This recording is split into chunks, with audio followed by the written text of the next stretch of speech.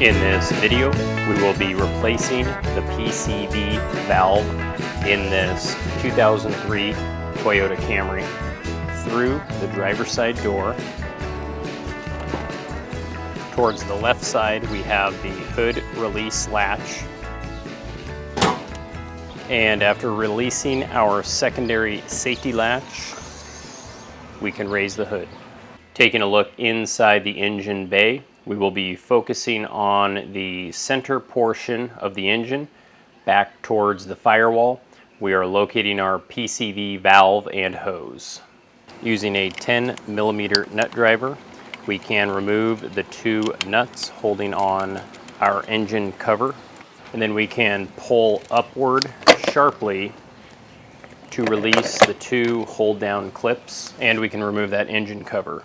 Taking a look at the top of the engine, we have a ventilation hose that is off to the right portion. This is part of the PCV system. This circulates the air back into the intake system to be reburned.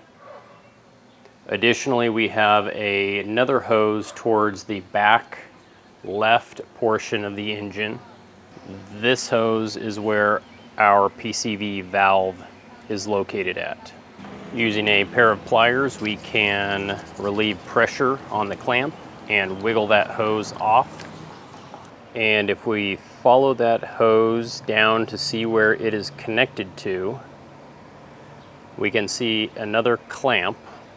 And this time I will use a pair of needle nose pliers to help loosen and slide that clamp back. I'll then come in with some channel locks and gently work that hose off.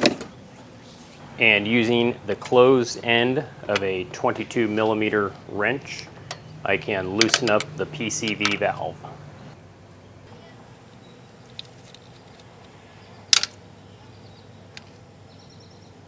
And I always like to compare my old part with my new part to make sure that they look about the same. Obviously, the old part is very clogged up. Now, one way to test your PCV valve is to shake it. If you hear it rattle, that's a good sign. The old one just barely moves. I can feel it inside there. Obviously, the new one operates as it should. And I'll compare my old hose to my new hose. The new hose looks just a little bit longer. We may have to cut this to fit properly. Additionally, I have a much larger piece of insulation on my old hose that I might end up switching over. And I will end up moving my clamps as well as that piece of insulation.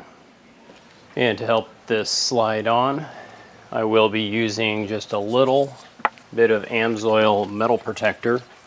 This should reduce the friction. There we go. And I'll add those clamps onto my new hose. And I will apply just a little bit of anti-seize to those threads. And then I can install that into the engine. I will be installing it by hand first to make sure I don't cross thread it.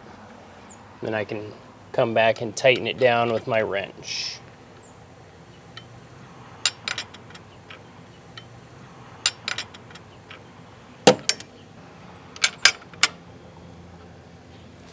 After that, I can work my hose onto the top and move that clamp, and then work my hose onto the bottom and move that clamp.